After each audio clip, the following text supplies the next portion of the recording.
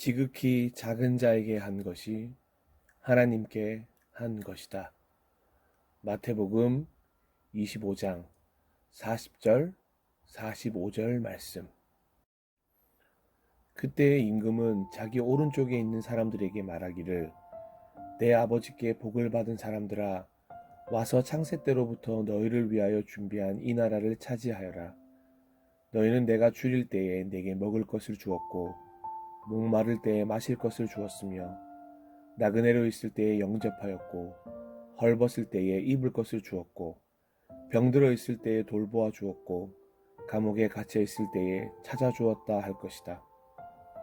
그때의 의인들은 그에게 대답하기를, 주님, 우리가 언제 주님께서 줄이신 것을 보고 잡수실 것을 드리고, 목마르신 것을 보고 마실 것을 드리고, 나그네 되신 것을 보고 영접하고, 헐벗으신 것을 보고 입을 것을 드리고, 언제 병드시거나 감옥에 갇히신 것을 보고 찾아갔습니까? 하고 말할 것이다. 임금이 그들에게 말하기를, 내가 진정으로 너희에게 말한다. 너희가 여기 내 형제 자매 가운데 지극히 보잘것없는 사람 하나에게 한 것이 곧 내게 한 것이다 할 것이다. 아멘. 현재 2021년을 지나고 있는 교회와 그리스도인이라면 가슴에 새겨야 할 말씀 한 구절이 있기에 함께 나누고 싶습니다. 이렇게 교회가 안팎으로 복잡하고 소란한 시기에는 더욱더 깊게 생각하고 묵상해야 할 말씀입니다. 그 말씀은 바로 마태복음 25장 40절과 45절에 동시에 등장하는 말씀입니다. 지극히 작은 자 하나에게 한 것이 곧 내게 한 것이니라. 저는 소위 믿는다고 말하는 우리 스스로가 먼저 돌이켜 현재 교회가 그리스도인들이 하고 있는 행동 하나하나를 꼼꼼히 살펴보아야 한다고 생각합니다.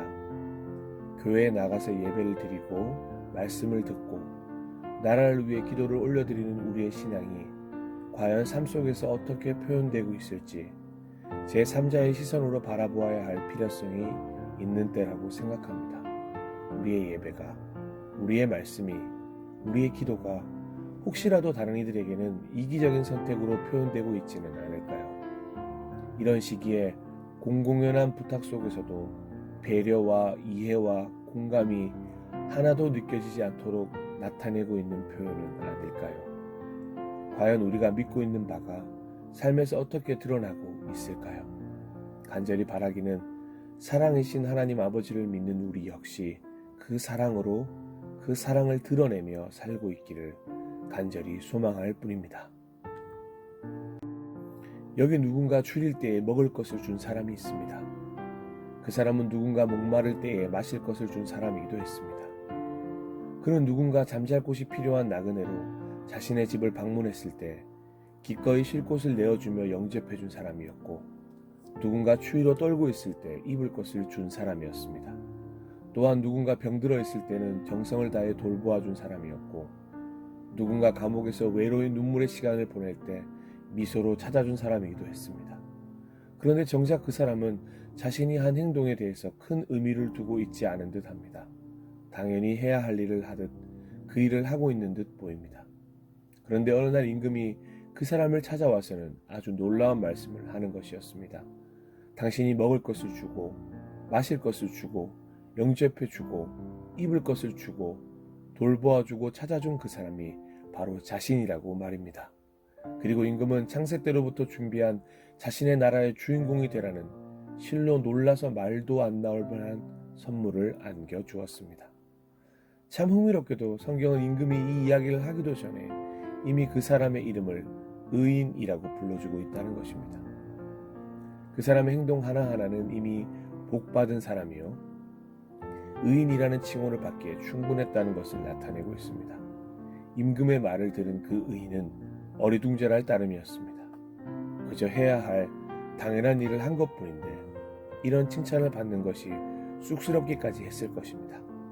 그리고 그는 당당히 그 나라의 주인공이 되었습니다. 진짜 복을 받은 사람입니다. 저는 오늘 본문에 등장하는 그 의인이 교회였으면 좋겠습니다. 간절히 바라건대 그 의인이 그리스도인들이었으면 좋겠습니다. 이 땅의 교회가 수많은 그리스도인들이 마땅히 베풀어줄 친절과 섬김과 사랑이 넘치는 하나님의 사람이었으면 좋겠습니다. 받은 은혜 그대로 자신도 이어가는 사랑 릴레이의 주자였으면 좋겠습니다.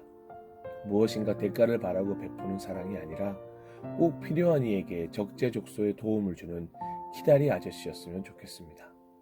비록 이 땅에서는 조연으로 살았지만 하나님 나라의 주인공이 되었으면 좋겠습니다.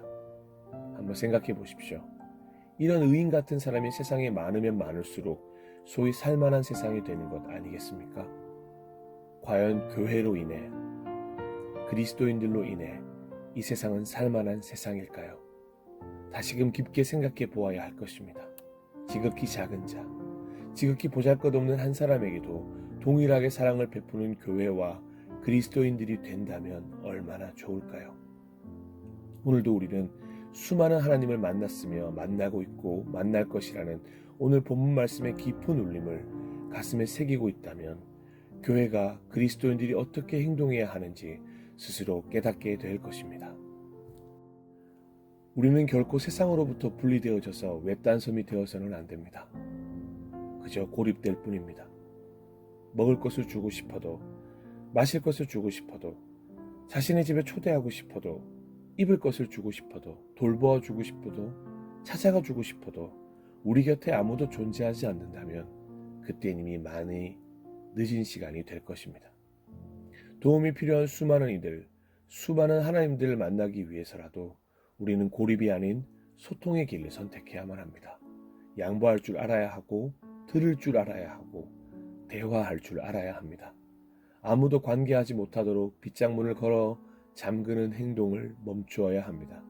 그 지극히 작은 한 사람에게, 우리가 볼 때는 보잘것없는 그 한 사람에게 한 것이 바로 하나님께 한 것이라고 분명히 말씀하셨습니다. 그러니 우리는 그 말씀에 당연히 순종해야 합니다. 오늘도 하나님을 만나 신앙을 삶으로 표현해야 합니다. 그러기 위해서 외딴 섬이 아니라 휴양지가 되어야 하는 것입니다. 지금은 말씀으로 돌아가야 할 때입니다. 맞습니다. 기도해야 할 때입니다. 그 역시 맞습니다. 말씀으로 돌아가서 기도하며 하나님의 지혜를 구해야 합니다. 예, 맞습니다. 그런데 거기까지가 끝이 아닙니다. 그렇게 주신 지혜로 오늘을 마땅히 말씀대로 살아내야 합니다. 교회가 교회로 살아내야 하고 그리스도인들이 그리스도인으로 살아내야 합니다. 그런데 그것은 결코 어려운 일이 아닙니다. 먹을 것과 마실 것을 내어주며 나그네를 위해 쉴 곳을 마련하며 입을 옷을 내어주고 아픈 사람을 돌보아주며 감옥이란 외로운 인생길을 같이 걸어줄 친구가 되어주는 것입니다. 생각해보니 이건 참 교회가 그리스도인들이 그동안 잘 해오던 일이었음을 자부합니다. 우린 큰 노력 없이도 이런 사랑을 베푸는 일에 익숙한 이들이라 크게 부담도 가지 않는 존재들입니다. 왜냐하면 이미 내가 하나님으로부터 먼저 저 많은 대접을 당연히 베풀어주는 이들로부터 넘치도록 받은 기억이 있기 때문입니다. 교회여, 그리스도인들이여, 오늘 이 말씀을 마음에 꼭 새겼으면 좋겠습니다. 바로 나에게 한 것이라. 그리고 새롭게 시작되는 한 주간 예배, 말씀, 기도의 신앙을 삶으로 당연히 살아내는 우리가 되기를 간절히 소망해 봅니다. 부디 잊지 마십시오. 여전히 교회가 든든한 희망이 되어야 합니다. 그리고 여전히 그리스도인들이 이 땅의 빛과 소금입니다.